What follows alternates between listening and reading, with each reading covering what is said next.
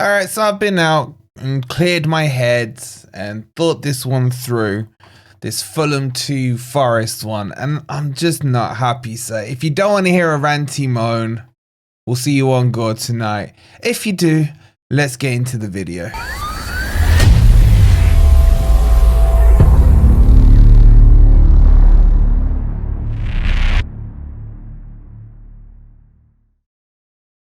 Good morning, good evening, or good night. Hope you guys are doing well.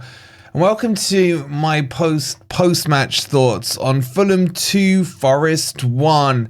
Please don't forget to hit that like button. Make sure you're subscribed here if you are new. And if you want to grab me a coffee, lift my spirits, you can scan that QR code or click on the link that's pinned in the comments. Thank you to everyone who's supporting us here. And I don't really know where to start because it's just starting to feel a little worrying for me. I mean, take out of context all the stuff about, yeah, we're in third. Yes, we're not getting relegated. We should be odds on for Europe, maybe even Champions League. But there's just some patterns from last season that are starting to emerge at the moment, and they are worrying me a little. We went to Craven Cottage, and Fulham are the team that has crossed the ball in more times than any other team in the league across the season so far. So it's no surprise that we concede 2 goals. But where was the homework on that, the due diligence, man?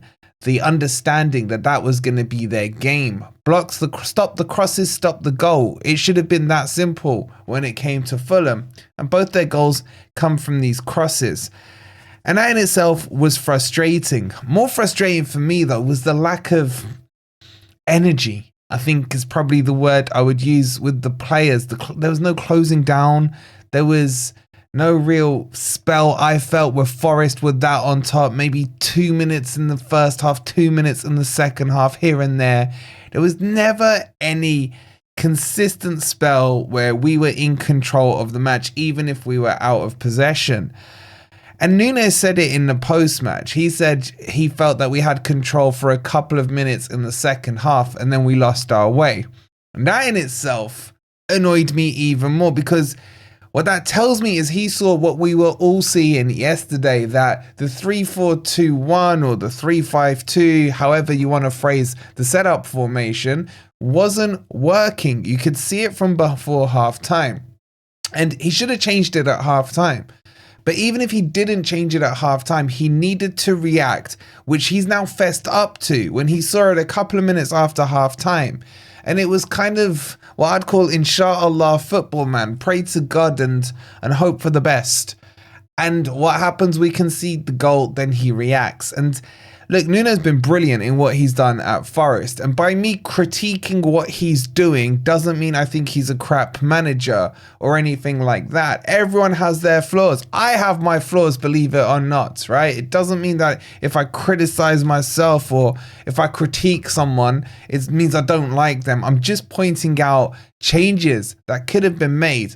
And these are repeated patterns we are seeing when it comes to Nuno in substitutions. Now, it's not just him. I hear all fan bases crying about it. The Chelsea fans with Maresca, Everton under Dyche were crying about it and so on. But I don't care about all of those. It's when it's blatantly obvious to your average football fan who's watching that a change has to happen, where you can smell that goal about to happen and it doesn't happen, and then you get what you ask for, which is exactly what happened at Forest. And the thing is, Elanga, who's I would argue has been over the last 6 to 8 weeks one of our best players, was completely ineffective yesterday in the position he was playing in. And we didn't see him get involved or impact the match until he got switched out to the right-hand side, which is furthermore evidence that there had to be a change earlier done from Nuno. And look, I'm saying this one's on Nuno. And we can say the home game against Fulham was on Nuno because of the formation he chose. But let's not have revisionism here. The team he started with, I had no problems with. But sometimes that team doesn't work as well against a Fulham as it did against a Brighton, and you've got to adapt. And now we're coming into this crazy patch where we've got Newcastle, Arsenal, Man City, and then is it Ipswich after it, whatever it is, I can't remember. These next 3 games, though, are hugely, hugely important. We've just seen Newcastle derail. They've dropped themselves from being a couple of points below us. I think they were at 4th at one stage. They're now down to 7th because they've taken a couple of L's. They got slapped by Man City yesterday as well. And we have to be careful that we don't fall into this trap. Yes, it doesn't seem that any of the teams in and around us have consistency. You'd probably argue apart from Boring Mouth right now. And they actually have a very easy run of games coming up. They had Southampton yesterday, and they've got some mid-table to lower table teams coming up. And they're starting to sniff at our heels. Man City is starting to click. We've got them in 2 games' time. Marmoush. Yes, that guy. He scored a hat-trick now. He's settled in against a good Newcastle team. They schooled them in their match yesterday. This is still very, very tight. Like, I'm about ready to wave the white flag on the title. That's done.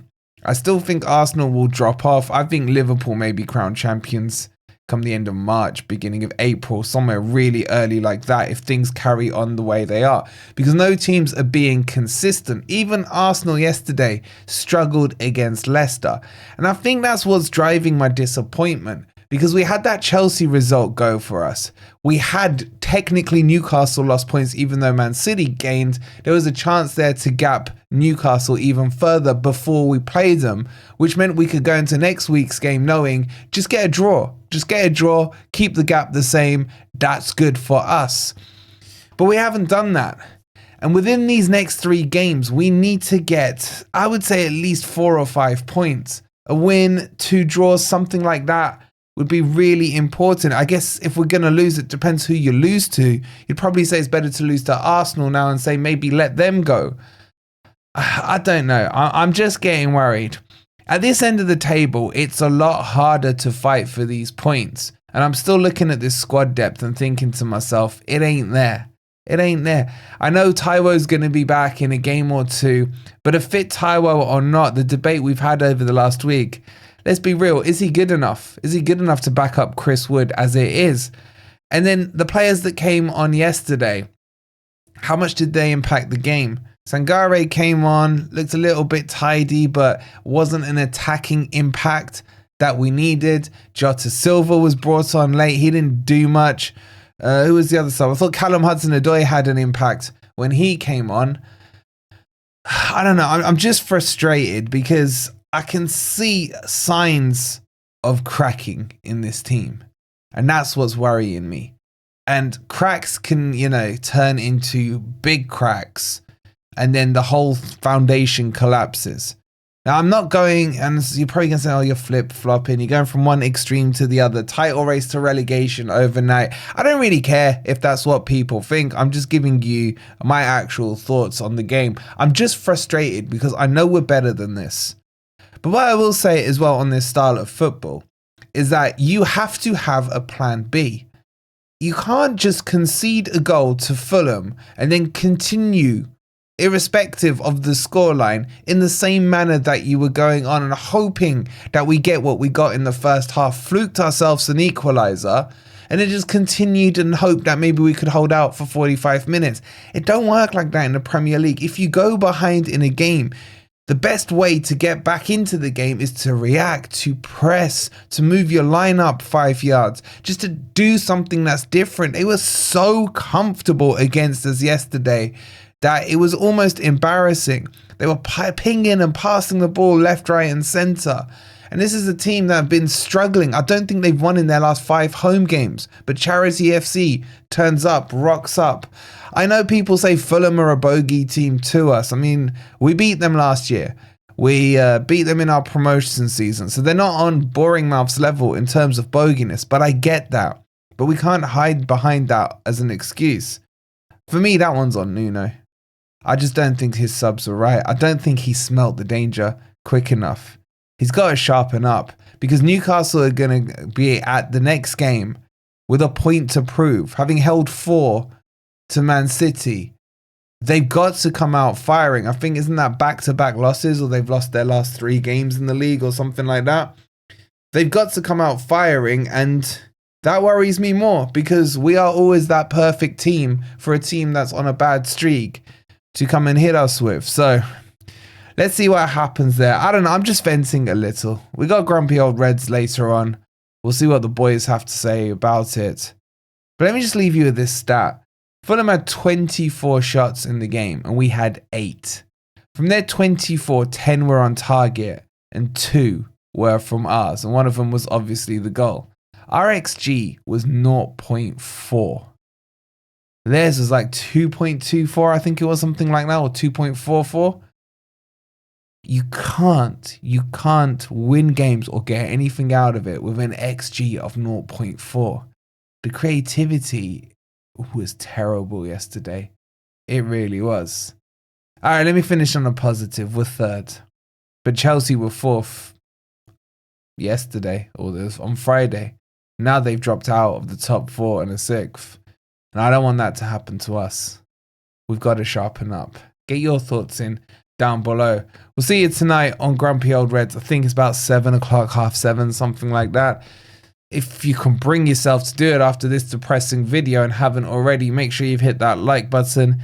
Make sure you're subscribed if you're new as well. We'll see you on later tonight. Come on, you Reds.